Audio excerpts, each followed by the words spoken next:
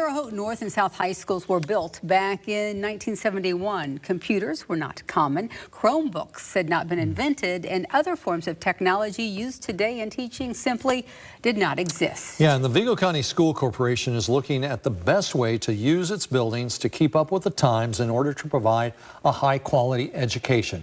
Tonight, we hear exclusively from the company that helped the school system come up with a master plan. Specifically, we wanted to know why a new high school is being proposed. Education is constantly changing.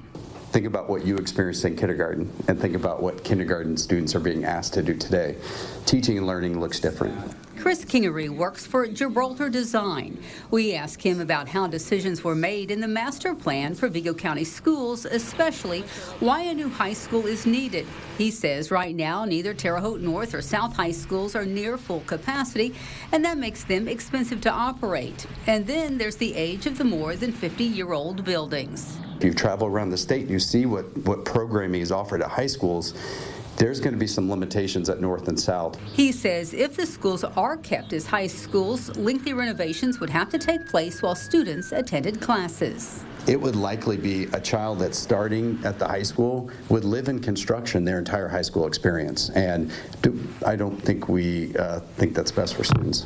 But if a new high school is built, Kingery says all of the students can be moved out of North and South and the buildings renovated into middle schools. We've built new middle schools across the state of Indiana that have a similar infrastructure to North and South. Middle schools today have leveled up to the point that they're almost like they have needs of what a high school did in the 80s. Meanwhile, Kingery says West Vigo High School in West Terre Haute can be renovated and modernized with students in the building. That's if middle school students there are moved to what's now Consolidated Elementary. Now, when you vacate the middle school, you then create a large section of the school that can operate in a staging place where teaching and learning can happen, because it would happen in certain areas of the building while they're renovating another area of the building. Kingery says the whole process for these buildings and the upgrades and moving of some elementary schools would take 7 to 9 years to complete.